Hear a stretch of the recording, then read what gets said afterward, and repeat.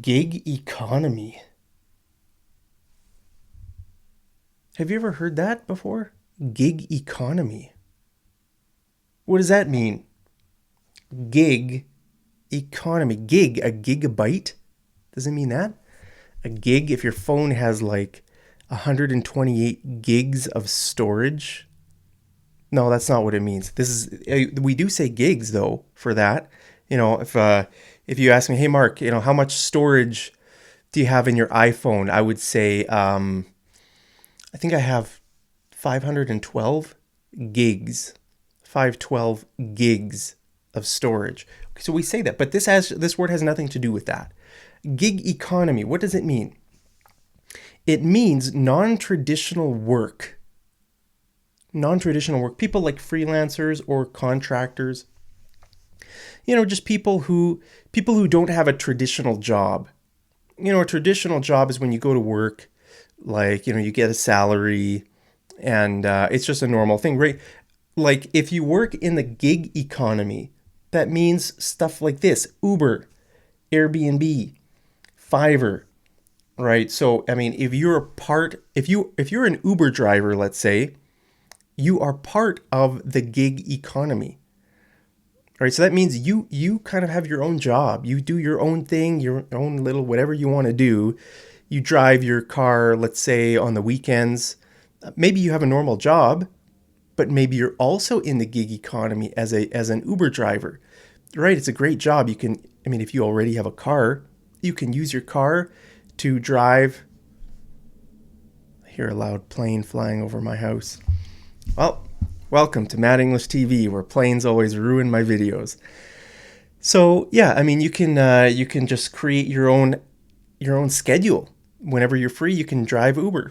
It's great, right? Airbnb is another example of that, right? If I were going to, let's say, Poland for a month, where would I stay? It'd be too expensive to stay in a hotel for a month. So how would I live there?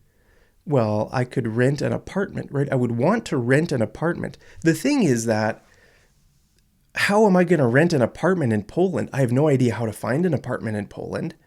I don't know how to read Polish. I don't know how to communicate with landlords in Poland. I don't know anything about the contracts or anything like that. You know, it would be a lot of work, right? Imagine that, like getting a normal place, signing the contracts for like a month or 3 months or something like that. And then you have to pay a damage deposit, which might be like a 1 month rent or something like that. So for me, I wouldn't do that. I would just go on Airbnb. And Airbnb, it's where you stay in people's homes.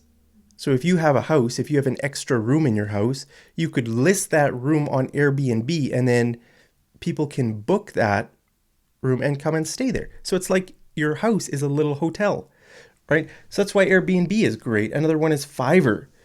Okay, Fiverr is a website that where you can, especially that's where like people in the gig economy, a lot of them go on websites like this. Not just this website, but I've been a part of a few of them. Like anytime I need something done, like if I want something designed or if there's some services, especially like artwork or that kind of thing, I'll go on Fiverr and I will look for what I need. For an example of that is, let's say I want to hire someone to design my thumbnails for me, right?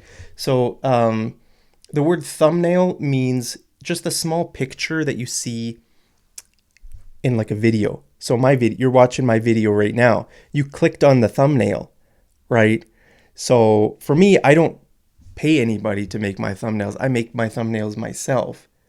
But a lot of YouTubers actually hire somebody to make really nice looking thumbnails for them. I don't know how to use programs like Photoshop that much. I know a little bit, but it's really not that much. So I just make simple thumbnails, but a lot of YouTubers want to pay somebody to make nice thumbnails for them. And then they might, I don't know, pay that person I don't know, $5 a thumbnail or $10. I don't know. I've never explored that option. But there are a lot of people who do this kind of work. So it's great work. That's what it means to be in the gig economy. Now, I was just going to mention the word thumbnail also means the nail on your thumb, right? This finger is called your thumb, and that nail is your thumbnail, right? These are your fingernails, and this one is your thumbnail. So I don't know, maybe it's called a thumbnail because thumbnail is small. I'm not sure. Okay, so that's what the gig economy means. Now, gig, means a concert. It also means a concert. That's why we call it the gig economy. I think it came from this word gig. So, bands, music bands, they will go and do performances around the country, right? Those are called gigs. So you might hear a band person saying, "Hey, yeah, we got a gig up in Edmonton this weekend." Right? Let's say the band is from Calgary here. They might say, "Yeah, we got a gig in Edmonton, and we got another gig out in Kelowna, and then this summer, we got a few gigs out in Vancouver." Right? So that's what a gig means, just an event, like a concert, a band's performance, right? So these guys, look at those guys are doing a gig, playing a gig somewhere. All right, so the gig economy exploded during the pandemic. Everyone became more comfortable working online and doing side jobs to make extra money. This is true, right? I mean, let me know down in the comments. Have you ever been part of the gig economy during the pandemic over the last couple years? Maybe you entered the gig economy to make some money, right? Maybe you started a YouTube channel, or you did whatever. There's so many different things a person can do online or just in their community. Like I said, Uber, or delivering something, or I don't know. Like I'm making a series right now on my channel where I'm starting a business, just a delivery business, like a moving business called Mark's Movers. So I bought an old cargo van, and I'm kind of starting my own business. So that's part of the gig economy, right? It means I'm just going to do my own thing, set my own schedule, all of that stuff, right?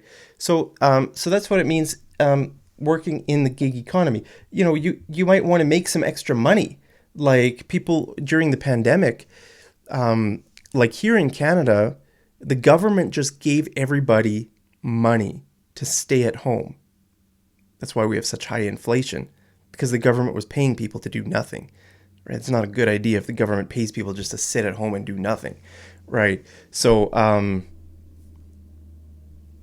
loud plane flying over my house again.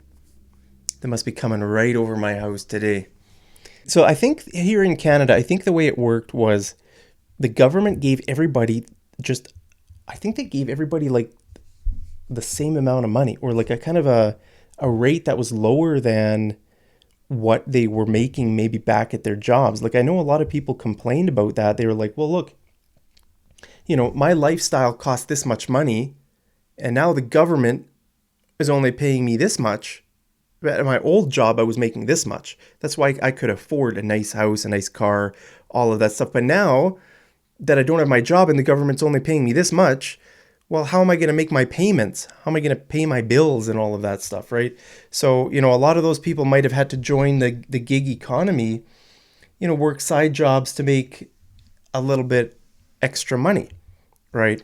I like being part of the gig economy because it gives me the freedom to make my own schedule. I like being part of the gig economy because it gives me the freedom, to make my own schedule. A lot of people do these kind of gig jobs because it gives them freedom, and that's what they want. They don't want to go to a traditional job every day, let's say 9 o'clock to 5, and then they take their half-hour lunch break. It almost feel a bit like a slave, right? And a A lot of people like to have their own freedom. Me too. I'm one of these people working in the gig economy. So working in the gig economy is harder than people think it is because you don't have a steady income and also don't have the health benefits that come with a traditional job, right? So if you work at a normal job here in Canada, you get benefits and you get a fixed salary. If you work at a normal job, let's say you work for a company, any company here in Canada, there will probably be some kind of benefits that you get, maybe like dental benefits or eye care benefits or like physiotherapy benefits or massage therapy benefits. All of those benefits don't exist. I mean, they're not covered under Canadian healthcare. So like for me, I'm a Canadian citizen, right? I'm an Alberta resident. If I have a heart attack and go to the hospital, it's going to be free. I don't have to pay for that. But if I have a problem with my teeth or with my eyes or my back is sore and I need some like physiotherapy or something like that, I have to pay for that out of pocket.